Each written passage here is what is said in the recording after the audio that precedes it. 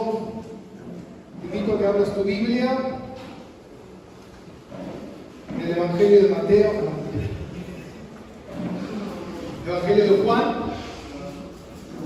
Usted acostúmbrese, Juan. Ya estamos a la mitad del Evangelio de Juan. Este es nuestro sermón número 50, así que si estamos a la mitad nos quedarán otros 50. Predicar 50 sermones aproximadamente nos lleva 1 año y medio, así que tal vez el otro 50% creo que va a ser un poco más corto. Yo creo que lleguemos a 50 sermones, pero sí llegaremos por lo menos a 40. Así que veremos que el Señor nos ayude, amén. Esta serie que hemos titulado Viendo la Gloria de Cristo. Y yo titulé el mensaje de hoy, no tenía un título, tenía varios títulos. Jesús, el fuego que ablanda a muchos, es también el fuego que endurece a otros. Ese fue el título que más me gustó en este último tramo del capítulo 10 que estamos viendo. Pero es interesante porque nosotros ya pudimos ver el comienzo, la mitad del capítulo 10. Y ese capítulo 10, esa etapa, porque aquí hay como una bisagra, y es interesante, porque ese ministerio que comenzó en Juan, capítulo 1, cuando Juan el Bautista pronunció estas palabras y dijo: he aquí el Cordero de Dios que quita el pecado del mundo, y empezó su ministerio público. Aquí nos encontramos frente al fin de su ministerio público. Estamos simplemente a unos meses de que Cristo sea crucificado. Ya entrando al capítulo 11 veremos la resurrección de Lázaro, ya él estando en Betania. En el capítulo 12 veremos, y ya entraremos a la última semana de la pasión de Cristo, cuando Él entra a Jerusalén. Desde el capítulo 13 al capítulo 17 veremos el tiempo que Jesús pasa con sus discípulos en el aposento alto. En el capítulo 18 Cristo es arrestado y juzgado. En el capítulo 19 es crucificado. En el capítulo 20 Él resucita, gloria a Dios. Y en el capítulo 21, Él les entrega a sus discípulos la gran comisión. Eso es lo que nos queda por delante. Pero aquí en el capítulo 10 sucede algo, y es que lo que veníamos viendo de la curación del ciego y todo lo que el Señor anunció del yo soy y todo lo que pudimos ver, eso que comenzó en Juan capítulo 7, versículo 2, cuando, ¿se acuerdan los hermanos de Jesús? Subían a Jerusalén para la fiesta del tabernáculo y el Señor se retrasó en subir y a la mitad de la fiesta subió. Bueno, lo que sucedió, lo que vimos en Juan, hasta Juan capítulo 10, versículo 21, fue todo lo que transitó en ese tiempo. Pero a partir del versículo 22, vamos a saltar unos meses en adelante y calculamos más o menos aproximadamente 2 meses desde el versículo 21 al versículo 22. Recordemos que el Evangelio de Juan no es tan correlativo, amén, porque el propósito del Evangelio de Juan es otro, es que nosotros veamos la deidad de Cristo. Y así que vamos a leer desde el 22 hasta el 42, amén. Y dice así, Juan capítulo 10, versículo 22.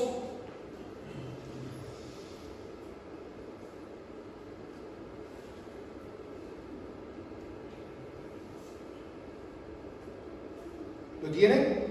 Bien, Juan capítulo 10, versículo 22. Celebrábase en Jerusalén la fiesta de la dedicación, y era invierno, y Jesús andaba en el templo por el pórtico de Salomón. Y le rodearon los judíos y le dijeron: ¿hasta cuándo nos turbarás el alma? Si tú eres el Cristo, dínoslo abiertamente. Y Jesús le respondió: os lo he dicho y no creéis. Las obras que yo hago en nombre de mi Padre, ellas dan testimonio de mí. Pero vosotros no creéis, porque no sois de mis ovejas, como os he dicho. Mis ovejas oyen mi voz, y yo las conozco y me siguen. Y yo les doy vida eterna, y no perecerán jamás, ni nadie las arrebatará de mi mano. Mi Padre que me las dio es mayor que todos, y nadie la puede arrebatar de la mano de mi Padre. Yo y el Padre uno somos. Entonces los judíos volvieron a tomar piedras para apedrearlo. Y Jesús le respondió: muchas buenas obras os he mostrado de mi Padre, ¿por cuál de ellas me queréis apedreáis? Y le respondieron los judíos diciendo: por buenas obras no te apedreamos, sino por la blasfemia, porque tú, siendo hombre, te haces Dios. Y Jesús le respondió: ¿no está escrito en vuestra ley, yo dije dioses sois? Si llamó dioses a aquellos a quienes vino la palabra de Dios, y la escritura no puede ser quebrantada, al que el Padre santificó y envió al mundo, vosotros decís: tú blasfemas, porque dije hijo de Dios soy. Versículo 37. Si no hago las obras de mi Padre, no me creáis. Mas si las hago, aunque no creáis a mí, creed a las obras, para que conozcáis y creáis que el Padre está en mí y yo en el Padre. Y procuraron otra vez prenderle, pero él se escapó de sus manos. Y se fue de nuevo al otro lado del Jordán, al lugar donde primero había estado bautizando Juan, y se quedó allí. Y muchos venían a él y decían: Juan, a la verdad, ninguna señal hizo, pero todo lo que Juan dijo de este era verdad, y muchos creyeron en él allí. Ahora, en esta separación de tiempo, desde el versículo 21 al versículo 22, nos encontramos con esta celebración nuevamente que está ocurriendo en Jerusalén, que es la fiesta de la dedicación, y era invierno. Esto se conoce como la Hanukkah, Hanukkah, que es bien conocida como la fiesta de la iluminaria, o fiesta de la dedicación también se conoce, y es una celebración que ocurre aproximadamente entre noviembre y diciembre, cuando es invierno. Y es importante hacer un poco de teología histórica y de trasfondo para encontrar y poder ver en qué contexto Jesús estaba ocurriendo, qué estaba ocurriendo en esta escena. Y podemos ver que era invierno, por eso dice que Jesús andaba en el templo por el pórtico de Salomón, porque se creía que el pórtico de Salomón, o se sabía que el pórtico de Salomón era un lugar techado, y en esa época de invierno era una zona muy lluviosa, y muchos de los maestros iban a ese lugar para dar clases a sus alumnos, y es ahí donde Jesús estaba compartiendo la palabra, y es ahí donde fueron estos judíos y lo rodearon y lo increparon y le dijeron: ¿hasta cuándo nos turbarás el alma? Así que estaban en un momento de celebración, en un momento de donde había mucha gente en Jerusalén, a pesar de las condiciones climáticas. Y esta fiesta, es importante hacer un paréntesis y ver qué era esta fiesta y qué significaba esta fiesta. Esta celebración, conocida como las fiestas de la iluminaria, ustedes muchas veces habrán visto ese candelero donde hay ciertas velas que tienen. Bueno, provienen de esa celebración, y esa celebración era muy conocida porque esa celebración proviene de un tiempo cuando en el año 170 a.C. el rey de Siria, Antíoco Epifanes, conquistó Jerusalén, y él fue el que profanó el templo, y él fue el que sacrificó cerdos en el templo. No solamente eso, sino que también levantó una estatua de Zeus en el lugar santísimo y tenía en mente un plan que era que erradicar el judaísmo y helenizarlos a todos los judíos. Y a partir de ese momento se gesta una revuelta judía a través de un sacerdote llamado Matatías Macabeo. Ustedes habrán escuchado el nombre Macabeos. Y a partir de ahí se empezaron a levantar contra la oposición asirio que estaban viviendo y todo lo que las leyes que habían impuesto a la nación, que no se podía, no había circuncisiones, no se podían hacer sacrificios, no se podían reunir, no podían celebrar el día del Señor. También habían quitado toda la palabra de Dios, todos los escritos, papiros y todo lo que existía habían sido destruidos, y aquel que tenía algún escrito era llevado arrestado, y había una oposición tan grande que por medio de un grupo de judíos piadosos y de este sacerdote Matatías se empieza a gestar una revuelta en Jerusalén, y a lo largo de 3 años ellos pelean contra esta oposición que estaban teniendo, esta invasión que estaban teniendo. Tiempo después Matatías muere y se levanta su hijo Judas Macabeo, que fue el que llevó a la victoria, a que pudieran expulsar a estos enemigos. Y Judas Macabeo fue el líder que hizo que Jerusalén pudiera volver a estar en libertad nuevamente, y por eso ellos celebran esa fiesta, que es la fiesta de la dedicación, que es la consagración del segundo templo, la santificación, y eso se celebra el 25 de Quisleu, que es el calendario hebreo. Hay escritos de eso, está primera y segunda de Macabeos, que se conocen como libros apócrifos. ¿Por qué son apócrifos? Porque no se los conocen como libros inspirados. Y Macabeos, él mismo al escribirlo, él habla de que no son inspirados por Dios, sino que son libros históricos. También se conoce mucho en el canon largo, no en el canon corto también. Pero también hay una mención de Daniel, muchos dicen, muchos teólogos, en Daniel 11, que Daniel hace una mención sobre esta invasión que iba a ocurrir. Esta celebración es interesante porque esta celebración no estaba estipulada en el Antiguo Testamento.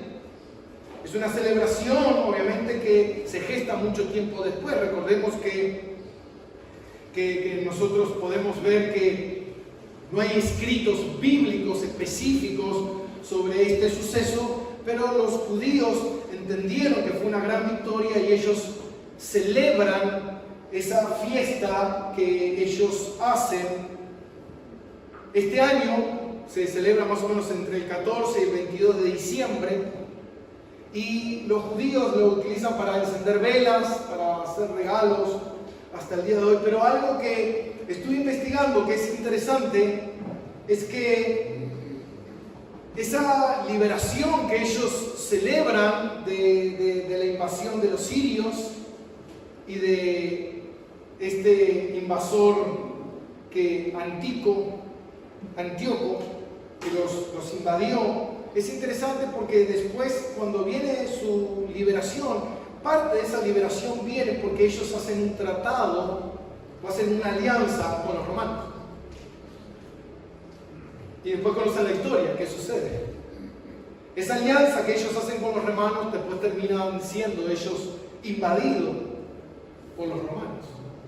Así que todo tiene que ver con todo, ¿eh? Entonces Jesús estaba en esa celebración, predicando la palabra, compartiendo el Evangelio en Jerusalén, y obviamente estos judíos que estaban tan molestos con Cristo, estaban molestos con lo que Él representaba, con lo que Él predicaba, con lo que Él decía.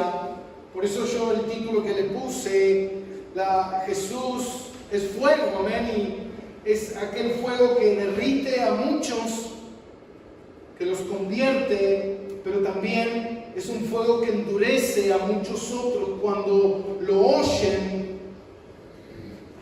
Ellos tenían la evidencia de todo lo que habían visto, de todo lo que habían oído. Recuerden que venimos de un ciego que había recibido un milagro extraordinario, donde nunca nadie había hecho algo de esa magnitud. Las autoridades dudaron de eso, buscaron a su familia, buscaron testigos, pruebas, formas, y al final dijeron, bueno, este milagro lo hizo Dios, dale la gloria a Dios, pero no vayas a Cristo, porque Cristo es un pecador, ¿no? Pero el que obró el milagro en mi vida es Cristo, dijo el ciego. Y si este hombre es un pecador, Dios no escucha a los pecadores, pero si este hombre hizo tal cosa, es porque Dios está con él. Si no, un hombre así no pudiera hacer tales cosas. Ellos no aceptaron esas palabras. ¿Qué ocurrió? Lo expulsaron. Ahora, cuando yo leía esto y meditaba en esta porción de las Escrituras, lo que nosotros podemos ver aquí es que hay una palabra que se repite 2 veces, que es, ustedes no creen. A pesar de que ellos tenían toda la evidencia, todas las pruebas, el corazón de ellos era un corazón incrédulo, un corazón que amaba el pecado, un corazón que no quería reconocer a Jesús como el Mesías. Dice en el versículo 24 que le rodearon los judíos y le dijeron, ¿hasta cuándo nos turbarás el alma? Si tú eres el Cristo, dínoslo abiertamente. Ahora, muchos comentaristas creen que esta pregunta que ellos hicieron es la pregunta más importante que toda persona se tiene que hacer. La pregunta si realmente Jesús es el Cristo. El tema es que frente a la evidencia que ellos tenían, ellos no estaban preguntando para llegar a una conclusión. Ellos estaban preguntando para tender una trampa. La intención de ellos no era una intención buena, no era la intención, realmente yo quiero conocer a este Jesús. Realmente quiero saber qué mensaje es el que está dando. Realmente quiero disponer mi corazón para escuchar su palabra. Pero el deseo de ellos era atraparlo. Por eso dice de manera abierta, dínoslo abiertamente. Esa palabra abiertamente, públicamente.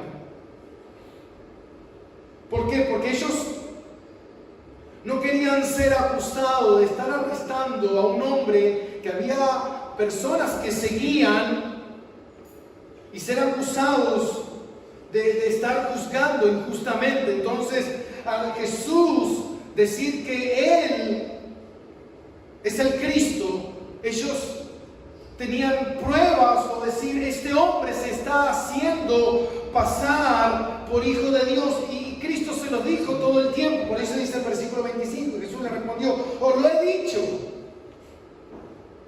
¿Cuántas veces más quieren que se los diga?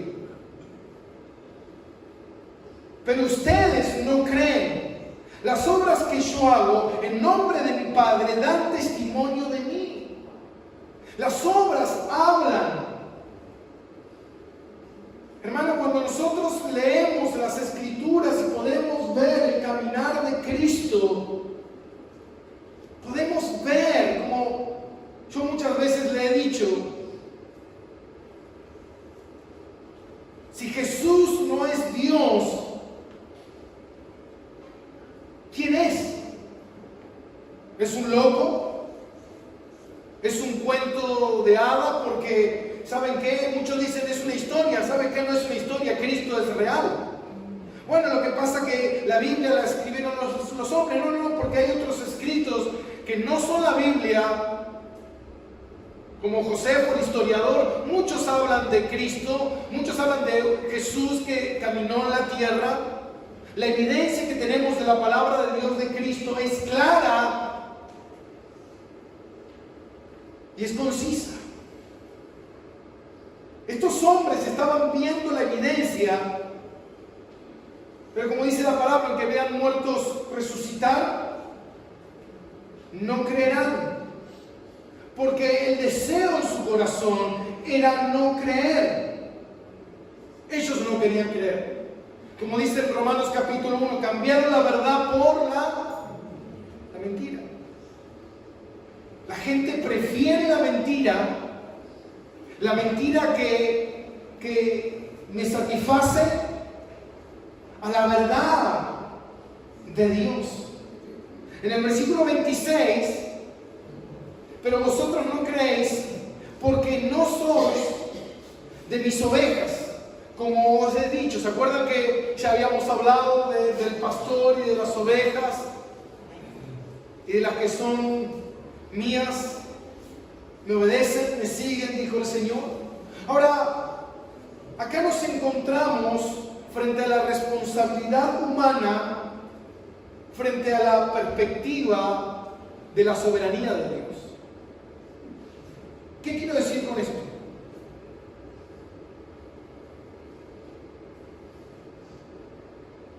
Dios nos está mostrando que cuando nosotros no creemos en Él porque nosotros somos responsables de no creer en Él. Pero también entendemos que si yo no nazco de nuevo, no puedo creer en Él. Entonces nos cuesta congeniar esos dos puntos. ¿Cómo es? ¿O soy yo responsable o es Dios responsable? Ahora, la comprensión total de estas dos realidades va más allá de la comprensión humana. A nosotros nos cuesta entender esto. Pero en la mente infinita de Dios no hay dificultad de ello. Y se nos muestra. Si vamos a Lucas 22, encontraremos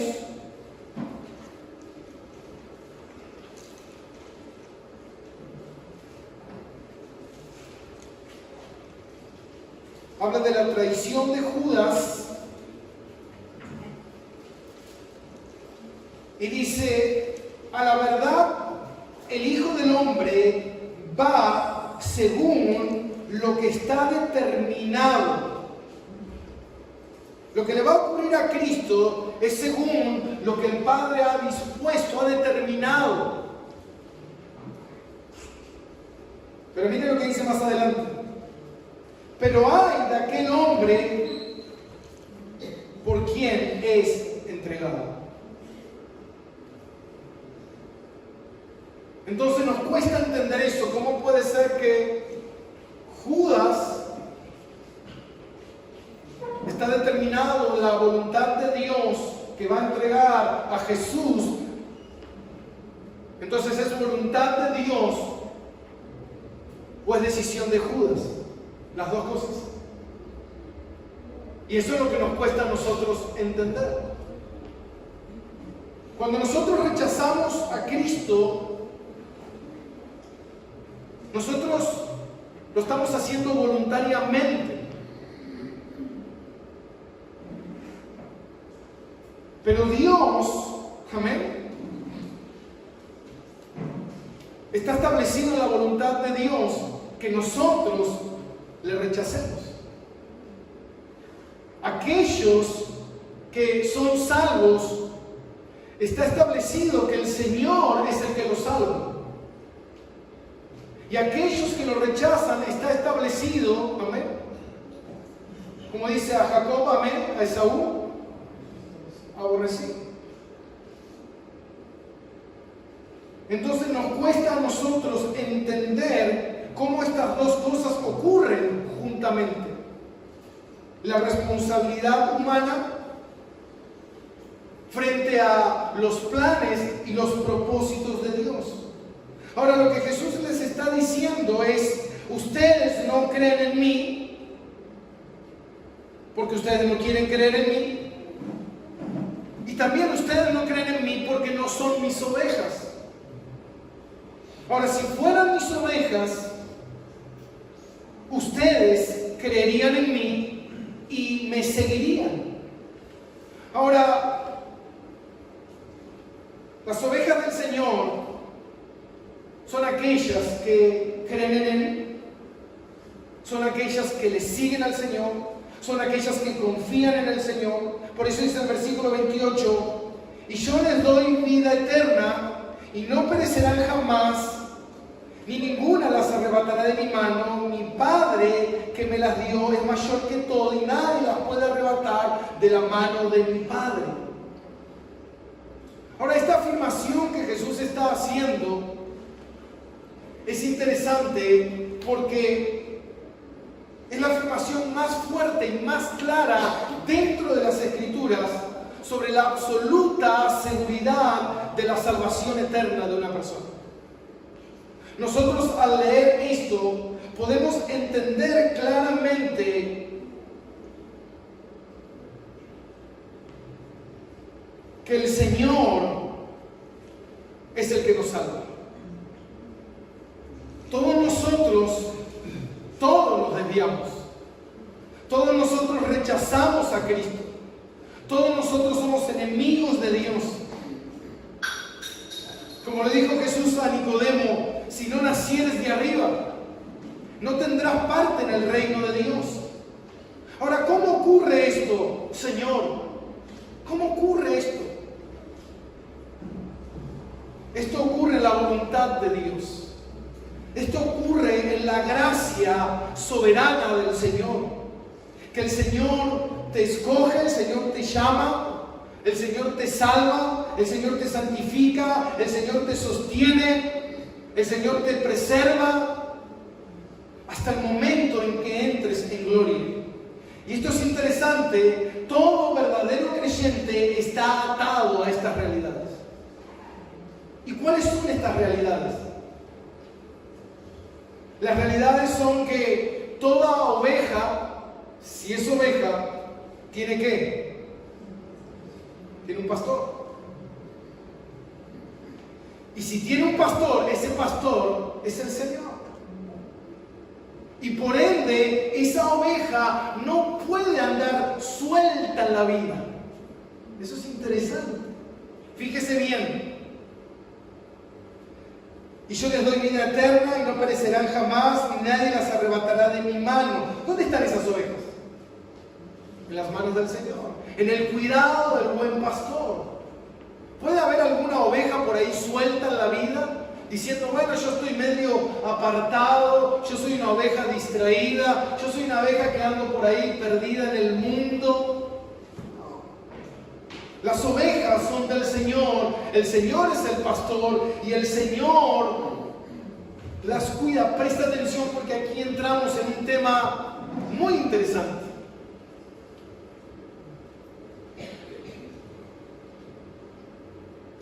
Las ovejas oyen su voz. ¿Se acuerdan que estuvimos viendo el buen pastor? Que el buen pastor da la vida por sus ovejas. Y sus ovejas conocen su voz. ¿Se acuerdan de eso? Predicamos el domingo pasado. ¿Cómo eran los rediles? ¿Cómo eran los rediles en cada ciudad? Donde había un montón de pastores, un montón de ovejas. Y cada oveja conoce la voz de su pastor. El verdadero pastor es Cristo. Y dice que sus ovejas conocen su voz. Y no solamente que la conocen, porque uno puede decir, bueno, yo conozco la voz, sino que lo siguen, lo obedecen. ¿Por qué? Porque tienen la necesidad de un pastor. Tienen la necesidad de un guía. Tienen la necesidad de que alguien las lleve a comer. Que alguien las traiga de regreso, que alguien las tenga guardadas en el redil, que alguien las proteja. ¿Recuerdan que yo les conté que las ovejas no se pueden cuidar por sí solas? Las ovejas no saben cuando viene un depredador. Ellas no tienen olfato para oler si hay un enemigo cerca. No. Lo que ellas pueden oler, ¿saben qué es? su pastor. Lo que ellas pueden saber es que su pastor está con ellas cuidándolas. Entonces sus ovejas están juntas al pastor. Ellas rodean al pastor. Ellas están protegidas por el pastor. Ellas la necesitan. Ahora las ovejas tienen vida eterna.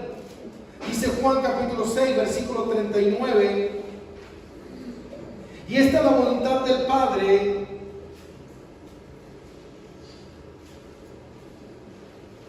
el que me envió, que de todas las que me diere no pierda yo nada, sino que las resucite en el día postrero. ¿Qué tienen las ovejas? Vida eterna, mi hermano. Las ovejas tienen vida eterna. Ahora, ¿tienen vida temporal?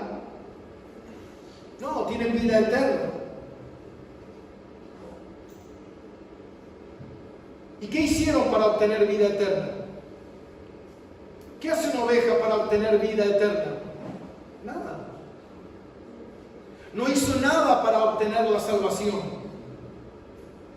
Ahora la pregunta es, ¿qué puedo hacer para perder mi salvación? ¿Qué puedo hacer? ¿Puedo hacer algo yo como oveja para perder mi salvación? ¿Puedo perder mi salvación? Veo que hay gente que está dudosa de si tengo o no tengo vida eterna, si tengo salvación o no tengo salvación, si la pierdo o no la pierdo. Ahora, si tú eres una oveja del Señor y tienes vida eterna, no hay nada que tú puedas hacer para perderla. Porque no hay nada que tú hiciste para tenerlo. Entonces, pastor, eso me da libertad de ir y vivir mi vida lejos del pastor y pecar y vivir mi propia vida. Total, ya tengo vida eterna. Si tú haces eso, solamente reflejarás la evidencia de que nunca fuiste una oveja. Amén.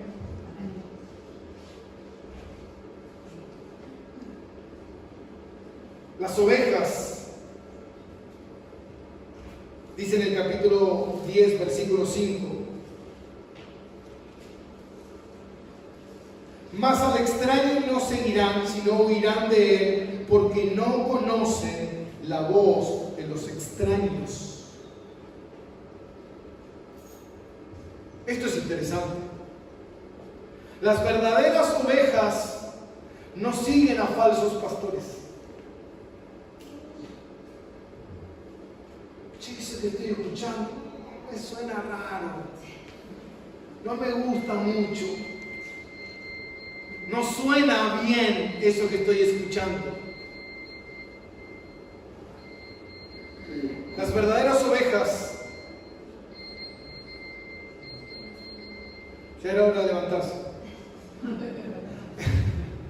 Las verdaderas ovejas no escuchan a falsos predicadores.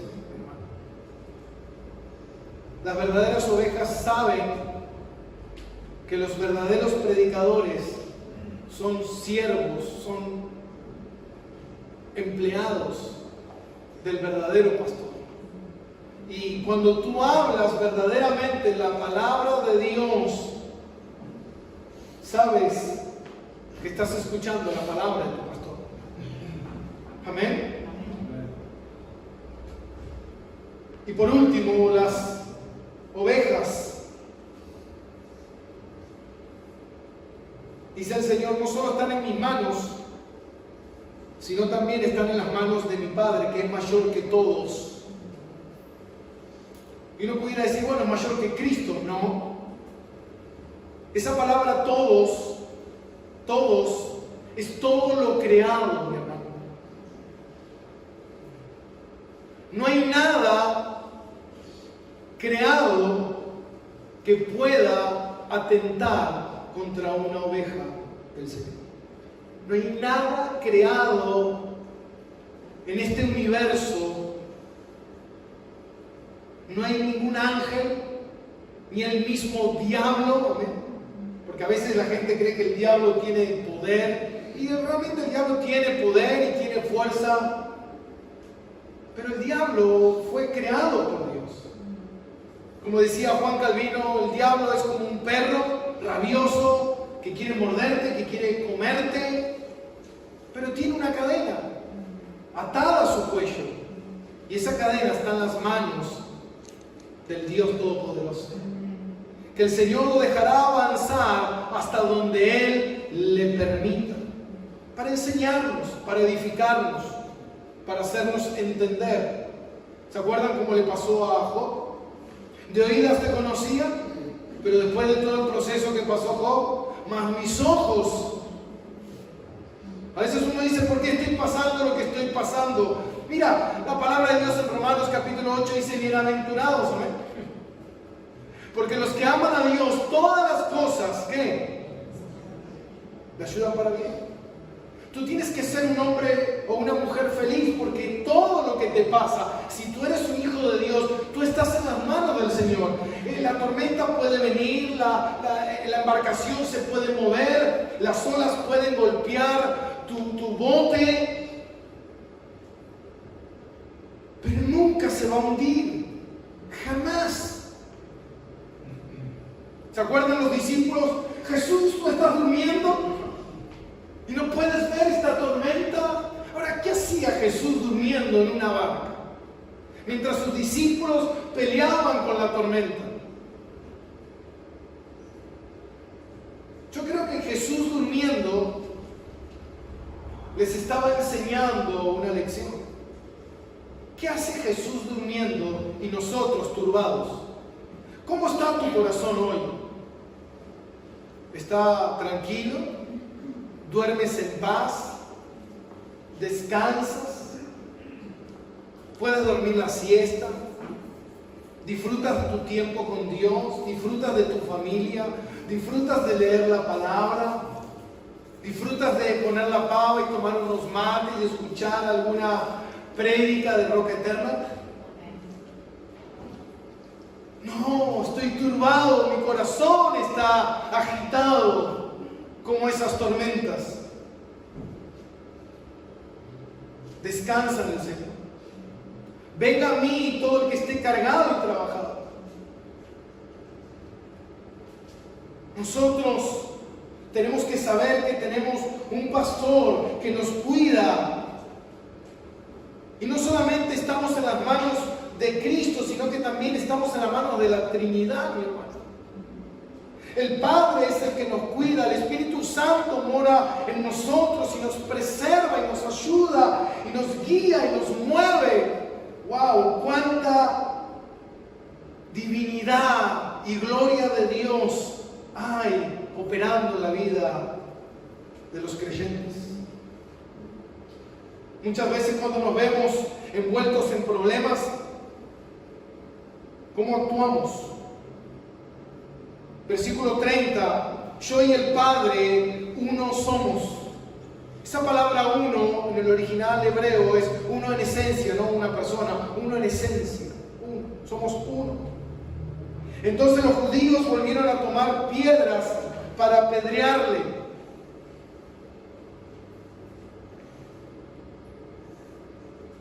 A esta gente se le estaba terminando el tiempo. Yo cuando leía esto, lo que más me alarmaba, ¿se acuerdan que vimos la insistencia de Jesús? La insistencia de Jesús.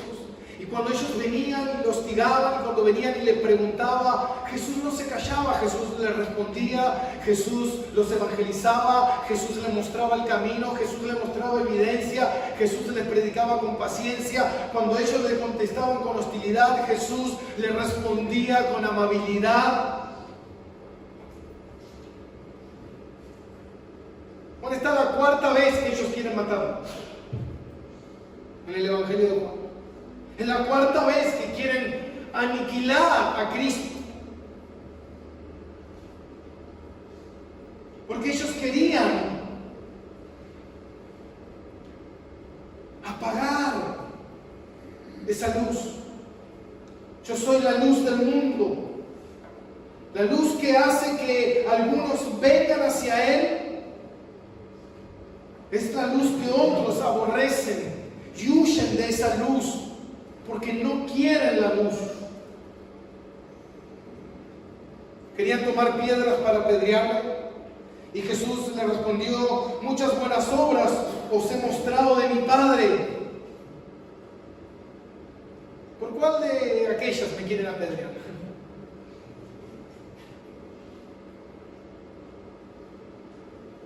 ¿Por qué obra me quieren matar? Y ellos le dicen en el versículo 33, y le respondieron los judíos diciendo: por buenas obras no te apedreamos. Ah, bueno, me quedo más tranquilo. Por lo menos podían reconocer las buenas obras. Ahora, ¿no se dan cuenta que ellos mismos se contradicen? Hay buenas obras en Jesús, pero no te queremos matar por las buenas obras, sino te queremos apedrear por la blasfemia. Ellos querían buscar un detonante para destruir a Cristo. Hay mucha gente que... Yo a veces cuando le predico a un católico, le predico a un mormón, a un testigo de Jehová, a un adventista, ellos no tienen problema con ciertos aspectos de Jesús. No tienen problema. Pero cuando entramos en profundidad, bueno, hasta aquí llegamos, tú eres un religioso, aléjate de mí. Pero te quiero predicar la Biblia, la misma Biblia que tú estás leyendo mal. No. Predicale a un neopentecostal: no, mira, Dios no te habla de esa forma, Dios te habla a través de las Escrituras. Aléjate de mí, aléjate de mí. Yo quiero escuchar mi voz interior que me dice: tú eres un grosso. Este año todas las cosas te saldrán bien. Vas a prosperar y serás más importante que nunca. Pero eso no es Dios, Porque si somos hijos de Dios, no sufriremos. Pero mira, podemos ver a uno de los mejores discípulos de Jesús, a Pablo, y mira cómo Pablo pasó su vida. No, era otro tiempo. Aléjate. No quiero reconocer. Yo creo en Dios, pero no soy tan fanático como tú. No voy a ir a la iglesia, ni tener una Biblia debajo del brazo para leerla, ni tampoco voy a andar viviendo como tú vives. Hay que disfrutarla la vida, hay que vivir de otra manera. En realidad lo que ellos querían era eso, querían callar la voz de alguien que les estaba predicando la verdad, de alguien que les estaba diciendo. Ellos dicen: nosotros no te queremos apedrear por las buenas obras, sino porque blasfemas, porque tú dices que siendo hombre te haces Dios. Y mira, Jesús utiliza aquí el Salmo 82:6, que es un salmo donde Dios acusa a los jueces de Israel, porque ellos tenían la responsabilidad de juzgar sabiamente según los parámetros de la palabra de Dios. Pero ellos eran jueces injustos, despiadados. Entonces, dice así: y Jesús le respondió: ¿no está escrito en vuestra ley? Yo dije: dioses sois. Si llamó dioses a aquellos a quien vino la palabra de Dios y la Escritura no puede ser quebrantada,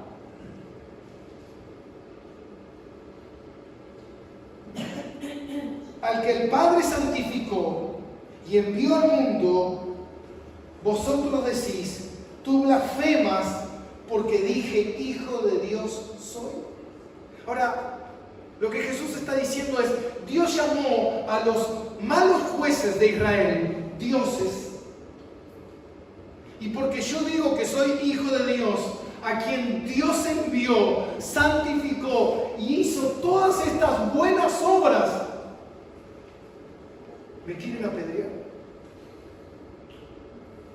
No será que ustedes me quieren apedrear por otra cosa? ¿No será porque ustedes no quieren creer? ¿Porque no les interesa creer?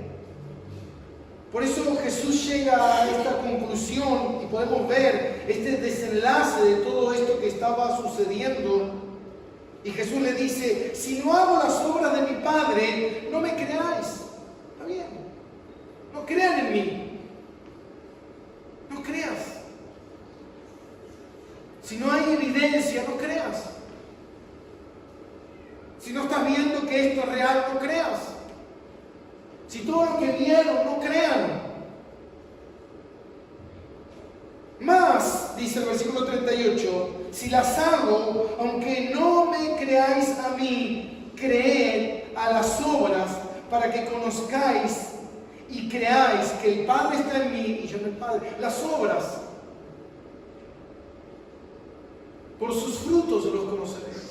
Las obras hablan de que Él es real. Las obras hablan de que Él es Cristo, de que Él es Dios, de que Él es el intermediario, de que Él es el único medio de salvación, de que no hay otro medio de salvación, de que Dios vino al mundo, mi hermano, y encarnó en una vida humana y vino a buscar y a salvar a aquello que estaba perdido.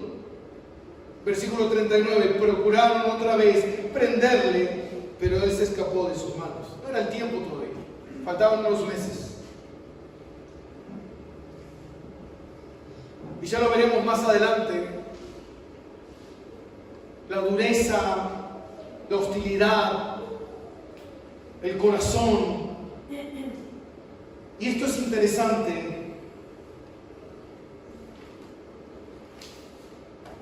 porque de la abundancia del corazón, dice la palabra, ¿no? Dice Lucas 6:45, de la abundancia del corazón que...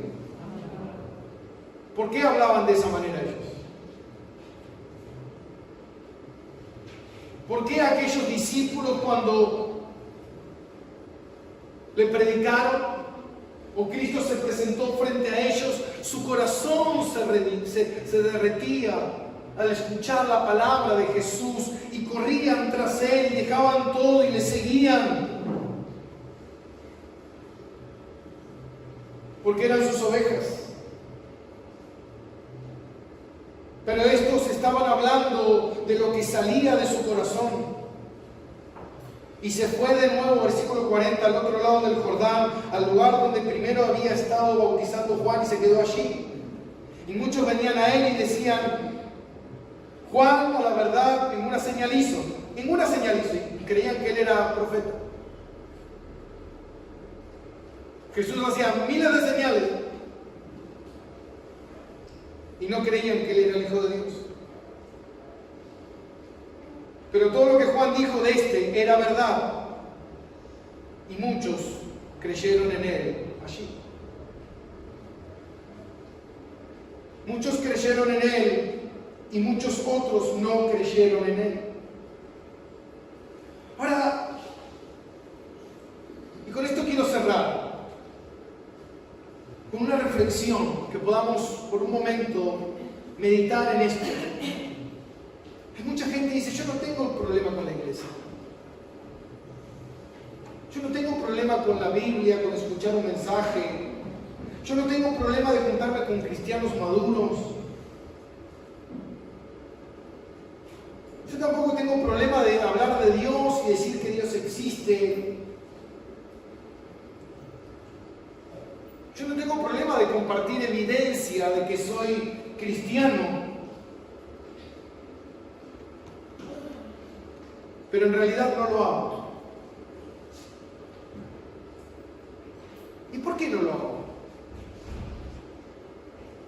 Bueno, tal vez no lo hago porque no me llama la atención hacer lo que todos hacen. Tal vez porque me aburre.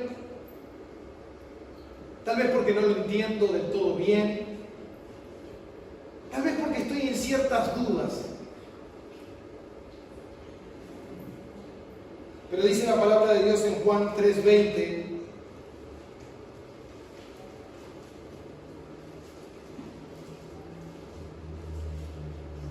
Porque todo aquel que hace lo malo aborrece la luz. ¿Sabe lo que significa la palabra aborrecer? Odiar. Odia la luz y no viene a la luz para que sus obras no sean ¿qué? Reprendidas. Esa palabra reprendida significa expuestas. Para que mis obras no sean expuestas. Mas el que practica la verdad viene a la luz para que sea manifiesto que sus obras son hechas en Dios.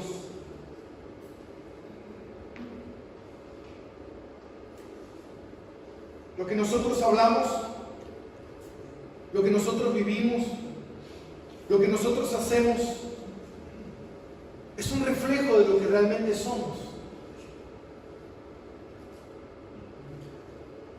Dime cuáles son tus sueños, dime cuáles son tus metas, dime qué te gusta, dime de qué te gusta hablar, dime con quién te gusta juntarte. Dime qué te gusta hacer y te diré cuál es tu destino. ¿Cuál es tu destino? Pregúntaselo a alguien eso. Pregúntaselo a tu esposo, pregúntaselo a tu esposa, pregúntaselo a tus hijos. Sé sincero. Y dile, estos son mis sueños, estas son mis metas, estos son mis gustos, estos son mis deseos. Esto es lo que me gusta hacer, esto es lo que hablo, esto es lo que comparto en redes sociales. Mira la vida de redes sociales de alguien y ya sabrás cuál es su interés de las cosas. No, pastor, lo que pasa es que yo no necesito compartir en redes sociales lo que yo creo en Dios. De la abundancia del corazón habla la boca. ¿Cuánto tiempo pasas hablando de Dios? Cuando hablas con alguien, ¿terminas hablando de Dios? Durante el día hablas de Dios, piensas en Dios, oyes cosas de Dios, ¿te interesan las cosas de Dios? ¿Disfrutas venir a la iglesia? ¿Disfrutas reunirte con hermanos de la iglesia? No, yo disfruto mis amigos, los compañeros de fútbol, del colegio, del trabajo, mi familia. Con ellos sí que la paso bien. Con mis hermanos de la iglesia, no sé relacionarme.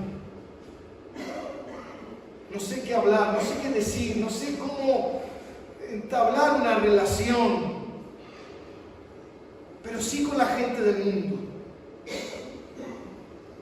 ¿No te suena raro eso? Si sos oveja del redil del Señor, ¿te sentirías extraño en las cosas del Señor? ¿Te sentirías extraño con gente del Señor, con ovejas del Señor? ¿O te sientes como familia? Como alguien cercano, como alguien que tal vez no conoces hace mucho tiempo, pero sientes que es parte de tu vida. ¿Cómo te identificas? Frente a la evidencia que tenemos a diario, es muy importante llegar a esa conclusión en tu corazón. Porque, ¿sabes qué? Puedes pasarte toda la vida diciendo que tal vez eres algo que en realidad no eres o no somos. Simplemente por el hecho de no querer enfrentar esa realidad. Entonces es mejor decir, bueno, yo soy esto, pero yo a mi manera, a mi tiempo, a mi forma, a mi estilo. ¿Usted cree que es así con Dios? ¿Usted cree que Dios viene, salva a una oveja, la hace su oveja y le dice, bueno, ven por ahí por un tiempo y después cuando tengas ganas me sigues. Cuando tienes ganas, realmente te comprometes conmigo. Cuando tengas ganas, realmente que tu corazón arda por mí.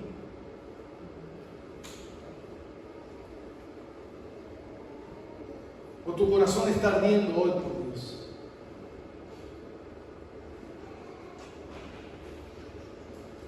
Eso es muy importante, mi hermano. ¿Sabe por qué?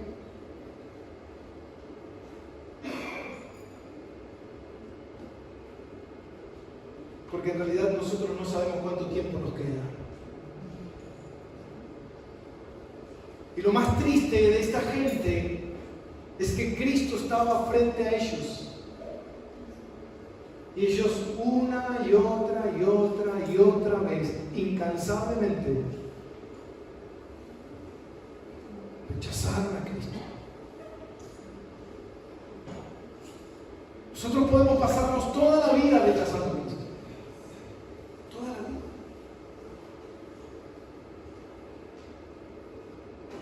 Toda la vida.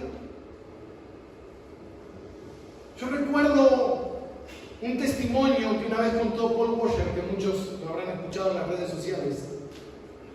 Dice que un día estaba en Perú, que él se estaba por volver a Estados Unidos, y llegó un hombre, un campesino, un hombre duro,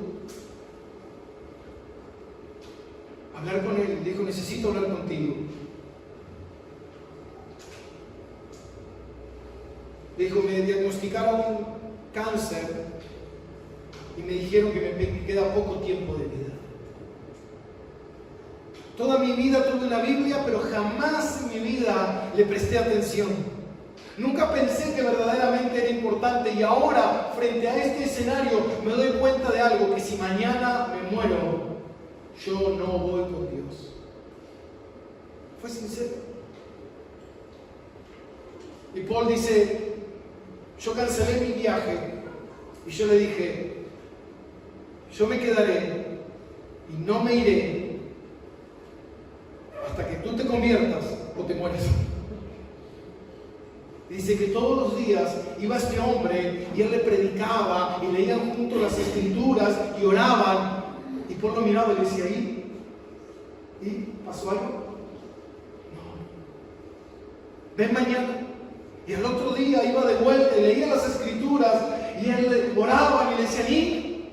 No, nada.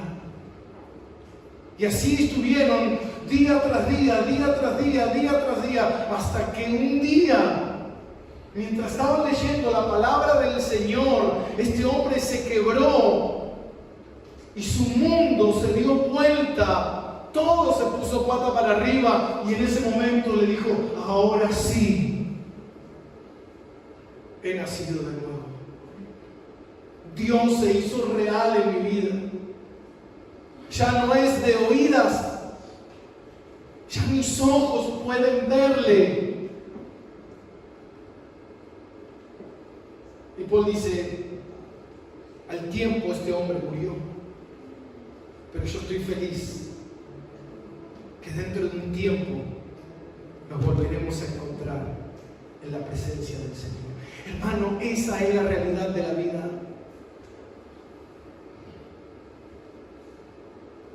Tal vez hoy tú dices: yo no tengo una enfermedad terminal. Sí la tienes. Cada minuto que pasa en esta tierra tú te estás muriendo, ¿sabías eso? La ley de la entropía. Tú te estás muriendo cada segundo. Tú cada día te estás acercando más a tu fin. No sabes cuándo es ese fin, pero sí te estás acercando a tu fin. Es un momento de poder hablar con Dios y decirle verdaderamente: Señor, yo quiero estar seguro de mi salvación. Yo quiero estar seguro de que verdaderamente esto que voy a hacer tiene un significado para mí verdaderamente eterno. Poder entenderlo no es simplemente comer un pedazo de pan y tomar una copita de algo que a veces no sé ni qué es. Es una poción mágica, hermano, que prepara Eva por allá en su casa. Pero los creyentes verdaderos saben lo que es. Es alimento espiritual. Lo entienden. Entienden que eso significa que Cristo murió por ellos y ellos le pertenecen al Señor. Es ese momento donde tú dices, ¿sabes qué? Ahora soy verdaderamente libre. Ya no pertenezco más al sistema corrupto que me oprime, que me lleva a vivir bajo una vida vacía, sino que hoy verdaderamente soy libre y mi vida le pertenece a Cristo de verdad.